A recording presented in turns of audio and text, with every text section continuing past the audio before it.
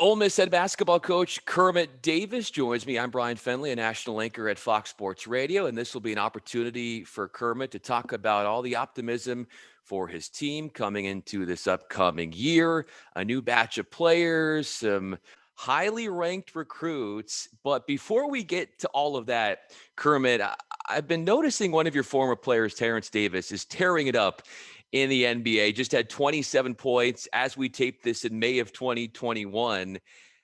What part of his game can you take the most credit for?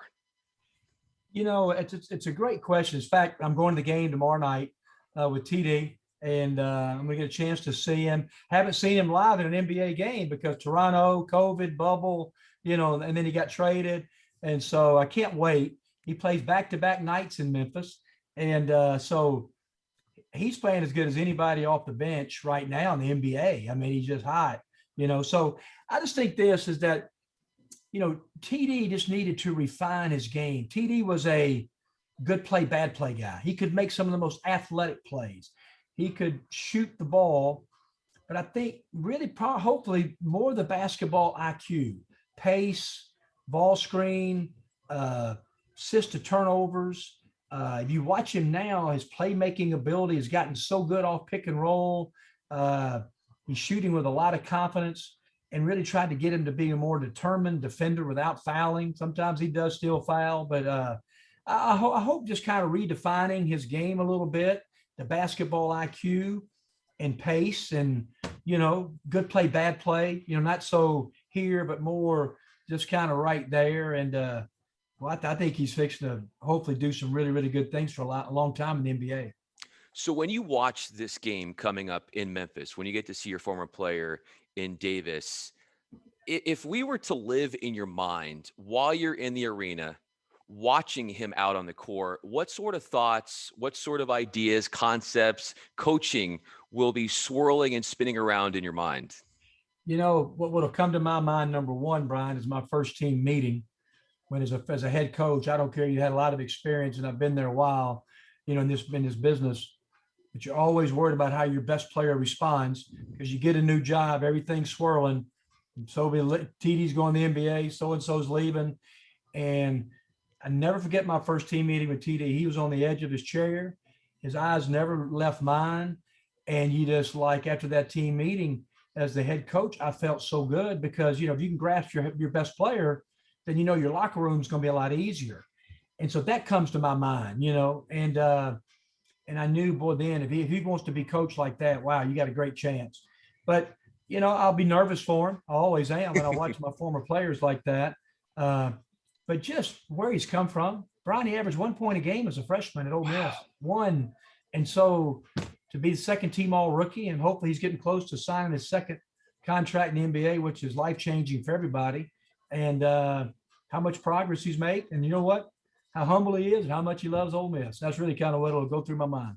Well, those sort of attributes from him are certainly a reflection on you. And so when we look at your schedule in May, you're watching your guys, your former players in the NBA, but when it comes to your responsibilities in this month, what is taking most of Kermit Davis's time as far as the Ole Miss head basketball coach? It's a great question because you know what? May and August are probably our two slowest months. Well, with the transfer portal, business is picking up more than it used to be, and so, but we're still involved with probably one other guy right now, and that we really like. But it's, number one, I told myself I always try to do self-improvement from basketball, watch different things. I've spent more of the last 2 weeks watching EuroLeague basketball. Really? I love it. Now, I got so much video stuff that's all I've been inundated with, just different offensive concepts of European basketball. And then trying to do a better job, Brian, leadership, reading, listening, podcasts, different things that I think can help my team this summer from a leadership standpoint, motivating standpoint, things that I think my guys can relate to, And so really those two things. And then, the obvious of 22s in recruiting, all those kind of things, getting ready for summer camps, finishing up scheduling. for next year, which we're pretty close to that. So a lot of things, but really those first two things, what I've really tried to concentrate on mostly. What's a podcast that comes to mind for you that you'll gravitate towards? Well, John Gordon is a guy that I'm very intrigued by. As I walk in the morning, told myself I listen to a lot of music. I said, come on, I walk an hour and 20 to 30 minutes a day. I got to spend my time better. I love my 70s and my Motown and my country, my 80s and 90s country, but I got to get a little more advanced. Kevin Elko is a guy that I love listening to. I'm a huge Nick Saban guy. I really am. I know I am. And just anything else I get my hands on. I need to become a better reader. I need to do that better. I do. I don't do it as much, but those three guys I've probably concentrated on more than anybody. So every day, are you going on this walk that's more than an hour? And what is the purpose of that for you on a daily basis, and what that does for you? We use it, I'm getting up at 5 a.m. I get up at 5. I love it, an hour of planning my day. I love an hour of watching news, and a little bit of everything. But I have my notepad in front of me, and I've done this every day since I've been a graduate assistant at Mississippi State in 1982. I got it from my dad, but I just write the day and I just go down my list. I'm old school. I don't use the computer for that. I write it down, and then I plan my day. What are some of the points that I'm doing, and a couple cups of coffee, and then about 6:15 to really about 7:30 to 7:45. I'm there, and I try to get in the office around 8 to 8:15, even in the summer, and and it gets my day started better. Today I didn't. You tell I had an early morning deal, so I walked from around 2 to 3:30 today. And Ole Miss, you're talking about some great walks now. Ole Miss and around Oxford and the Square, you can go to Roanoke, Faulkner's Place, and the whole deal. You can have some great walks around this area. Oh, there's no question. And as you're going through those walks, I'm sure you're stopped on a constant basis. When you think about all the new faces that you have on this team and a really successful group of guys that are coming in the transfer market, headlined by Jaemyn Brakefield, how competitive is it from your perspective, Kermit, sifting through amongst your peers for these transfers in dealing with the portal and the competition that you feel to get the guys to go to you and not another team? Yeah, it's fierce. It really is. And I was just talking to a coach a while ago, and what we all say, the best league is the league you're always in. I don't care if it's Chipola Junior College or middle or Ole Miss, but I tell you one thing, we have got some unbelievable staffs and coaches in this league, and recruiting is almost getting to be like, because you're familiar with the SEC, it's almost getting to be like SEC football, where you can be a top 25 recruiting class and finish about 10th in your league. I mean, it's just, our staff has done a great job. My assistant coaches, with 7 new guys, 3 transfers, 4 high school guys, but this is a monster league. I mean, the talent level coming in this league, high school and portal transfers, it's unbelievable. So it's fierce. And the one thing that Keith Carter, Ross Bjork did before Keith, all chips are in as far as facilities, recruiting budgets, all the different bells and whistles, taking care of student athletes. So we need for nothing. And so that's great. Do we know that we can sell, I think it's the best arena in our league, unbelievable practice facility. If you want the bright lights and city lights, this is not it. But if you want maybe the best college environment in the country, Oxford's your place. And that's our sell, to come to Ole Miss. So you speak about the perks, and we're joined by Kermit Davis, Ole Miss head basketball coach. I'm Bryan Fenley. What about you? What is the most endearing trait that you bring that you feel is the gravitational force, if you will, to get a guy to commit to you? I hope it's relationships. I hope it's sincerity. I love people. I'm not a guy that, I know the old cliche of working a room. I enjoy that. Some coaches don't, and I get it. It's just me, and I'm an SEC coach that embraces the people. I embrace the fans. I hope I embrace families and recruiting. I hope I'm just honest, and that's where I coach, not afraid to be direct and tell the truth. And I hope that's the selling point that, we got a great staff, but just me personally that I bring. What's the acclimation process like for Jaemyn in making that transition from Duke to Ole Miss? And obviously he's from Jackson, Mississippi. Yeah, we were fully invested in Jaemyn. Duke beat us in the end, came in late. Coach K can do that, and he did it.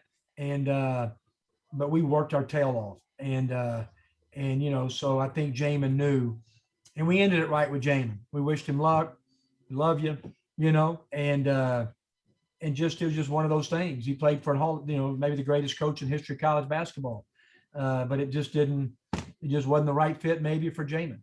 But I know this: we got to get Jaemyn's swagger back. We got to get him back to being Jaemyn Brakefield, and we know how good he can be, and he knows how much we trust him, and he loves basketball. He sure acts like he really wants to be coached, and I think now he's got a real chip on his shoulder to prove that the player that we all know and he knows he can become. And I know he learned a lot at Duke, and he'll take a lot of that away from him. How could you not, playing for a Hall of Fame coach like that against that competition? But we think Jaemyn Brakefield is gonna be great for us.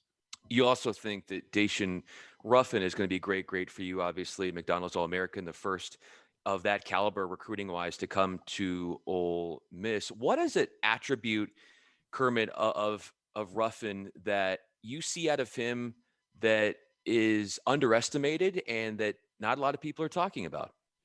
Well, he really proved a lot in the Allen Iverson game.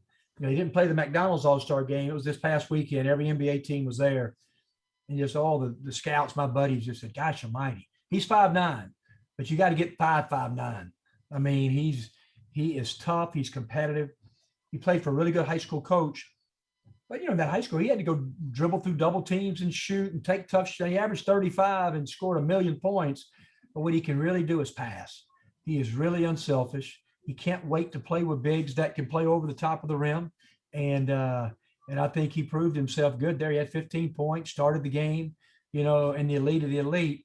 And so, yeah, he's got a great chance. And I think he may be the most dynamic guy in that class as far as just fun to watch, just to watch him play.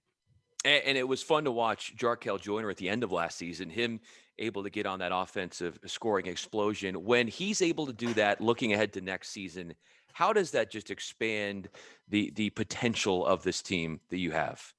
Yeah, number one, I've never been around a harder worker than Jarkel Joyner. He lives in the gym. He's 2 or 3 times a day right now. He's almost one of those guys, Jarkel, you need to stop for about 3 days. Put it up. I mean, that is great to have, So the leadership is fantastic. We saw him, he's an Oxford native. His dream's coming back to Ole Miss. Early on, the ball didn't go in. He started pressing a little bit. And then, boy, he started relaxing. He played great down the stretch, 25 against LSU in the SEC tournament. And he's had an unbelievable spring. So leadership is going to be really, really good. It's our most complete roster, and we've signed really good 4 high school players. I mean, Luis Rodriguez, much improved. Matthew Morrell will make this huge jump as a sophomore. Sammy Freeman. I can just go and name a bunch of different guys. So the SEC is really good, but we've had some really good players here. But top to bottom, Brian, it's our most complete team that we've had. I couldn't agree with you more. We're joined by Kermit Davis, Ole Miss head basketball coach. I'm Bryan Fenley. Kermit, I've got 2 more questions for you. You said that at times, sometimes Joyner could take a day to relax, if you will. So what is your way of relaxing? I tell you what, I used to be better at golf. I'm not as good at golf. I live on a golf course, and I thought I'd play more golf than I ever have. I don't. I've played my course one time. I do just really, it's family, it's my wife and 2 daughters, and my other daughter's married to a great guy in Tupelo, 45 minutes, my mom and dad. So really, if it's with my family, I love playing golf with great friends. We did go back to Murfreesboro for 2 days and went to my old club and saw a million pals and played some golf with my old buddies. And I love my walks. I know it sounds, I did. My wife met me a while ago. We walked for an hour and a half through the square and then Oxford, and so it really is family. And second thing, I've become an avid bass fisherman. Again, I got to get better. So tomorrow, this is what I'm doing. This is my day tomorrow. It's unbelievable day Okay. for me. I'm going to a little deal for TD, which is great. I'm going to have lunch with a booster friend of mine in Memphis, and then I'm going to the old pyramid with the Bass Pro Shop. And I am, hey, it's going to be like my wife going to Nordstrom, Brian. I'm fixing to wear my credit card out. I'm getting all the lures and I'm getting my summer stuff. So I'm going to spend a couple hours at the Bass Pro, and then I'm going to go watch TD play. So what do you think you're going to come out of that store with? Oh gosh, you know, I love top water fishing. Okay. And so I'm an amateur. I'm not great. So I lose some of those expensive lures and those things are $14 to $15. So you spend a lot of time trying to hunt them. And so top water bait, I think I'm gonna buy a new rod and reel. I hope, bait caster. I don't have one. I hadn't done that. And, I'll just tinker around. I tell you what I love to do. I just love talking to those guys that work. Tell me about what you're catching bass on. I mean, I do. I love that. Tell me how you Texas rig a lizard, or Texas rig a crawdad or different things, So I go in there and I learn a little bit. And I'm like the old retired guy. I can spend 2 hours in the Bass Pro just like that. Okay. There are other college basketball coaches that love to do that as well, as far as bass fishing and fish and fly fish, like Mark Few. This is a thing that it seems to go around the college basketball head coaching circles. Want to leave you with this. As far as you talk about fishing, luring in opponents on your schedule for next year, where is that as far as like hashing that out and what you can talk about? Because I know there's probably still things that aren't completed yet. Well, the things we can talk about is, we got Memphis at home.